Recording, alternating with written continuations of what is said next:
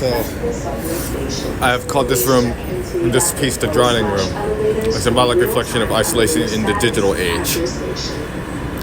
Just because I ended up seeing this on God dang for Infinity. And what is wrong with me? Okay, so the original artist, the Hidden Magpie, titled this artwork, The Floating Telephone Escape Room. I saw something different. This artwork is incredibly symbolic, particularly in our generation where so many of us are constantly glued to our phones or other digital devices. While I did not realize this references a scene from the popular serial killer movie franchise Saw, the flooded room filled with phones is still a remarkable image for an eerier reason than when it first seemed. The piece stands on its own and reminds me how often we judge people by their surface qualities without ever taking the time to understand their personality, beliefs, or motivations.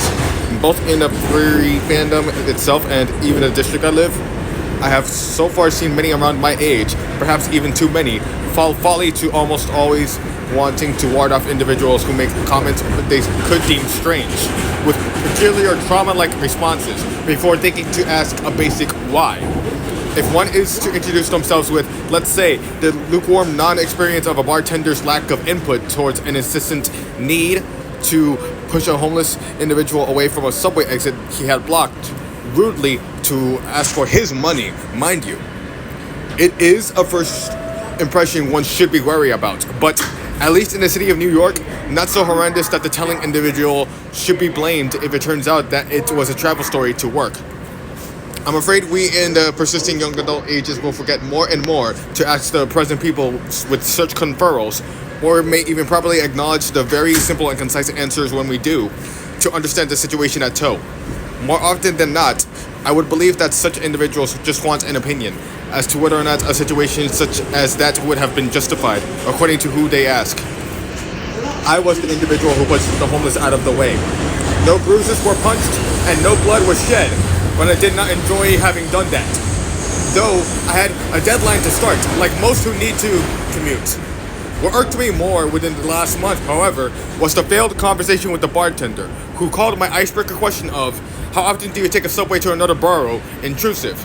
It was a miracle when I did manage to tell the story to another bartender, but I almost didn't earn the privilege when my introduction was a complaint about the other. The conversation became a slightly counterproductive exercise of how I could present less awkwardly and how he could be braver to ask more direct questions as to why I introduced myself so brashly. Most of our conversation was him emphasizing how my first impression could give me a bad review as though we're speaking through online shopping buttons. We weren't, and I unfortunately did not get any opinion that touched on any desire for validating my actions. Unlike online, there isn't a block button to ward off either of us, but there had been a second exit in both this bar and the other, is what this second bartender kept telling me. I kept becoming flabbergasted since I used no hostile words. It bewildered me more than the eventual conclusion that the first bartender could have thought I was attempting to intrude for where she resided.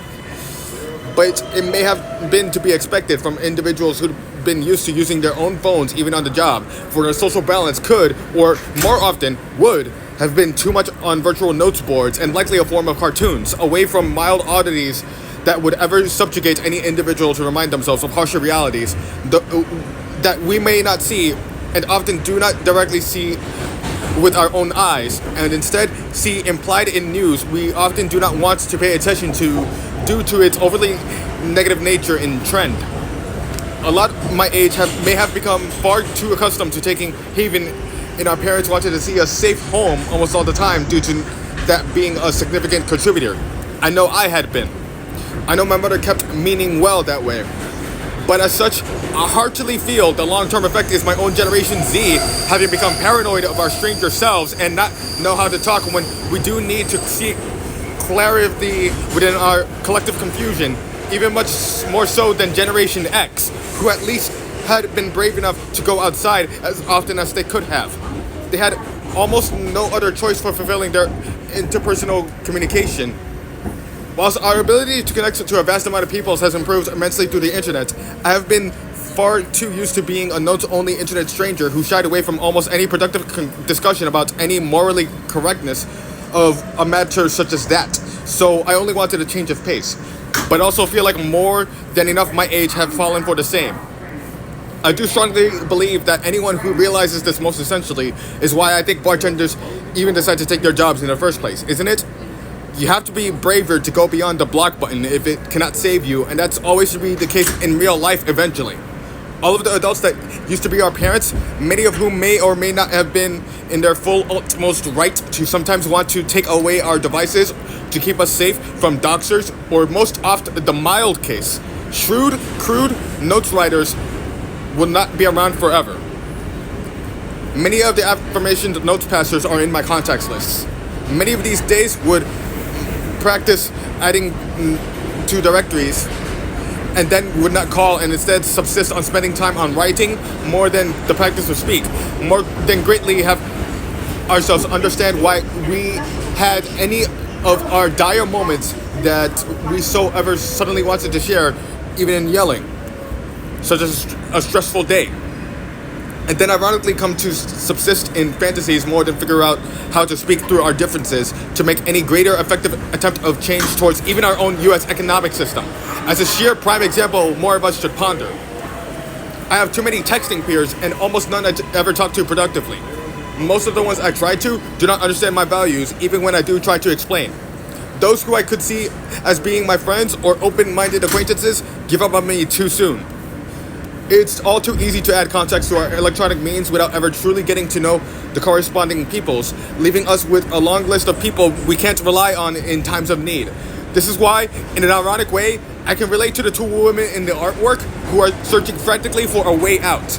If it turns out they've been texters in the vast, often nowadays self-tailored to make the unintended social isolation worst worlds of the internet for too long, they wouldn't know who to call, and it also applied for the rest of us.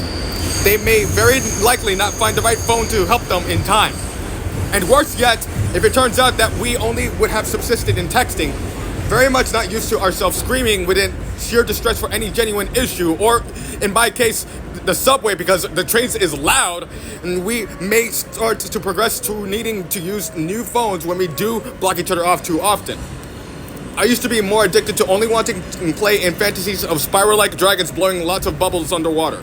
Drowning fantasies are what I come to see most pleasurable for those who just need more sleep, but also a desire of touch. As water hugs you tight, the more you sink and the more you drift with a softening breath. But this piece being with a flooding both of phones, this had become my own interpretation of the piece. The right phone to call the right number may have already been drowned. That true friend who would have understood how to help you may have already become too wary of you, despite your social intentions never having been meant as malignant. It only would have been everyone's loss, but you, with only pure intentions for fun and no bloodshed, suffer the most. It may be already too late for these two, and it may be why it would have become too late for those currently homeless in today's day and age. The isolating needs to change before the rest of us take any last gulp too soon. The message is clear. We need to be more mindful of our relationship in the real world and not let ourselves drown in a sea of shallow connections. Even if your friends, old or new, may only be on the internet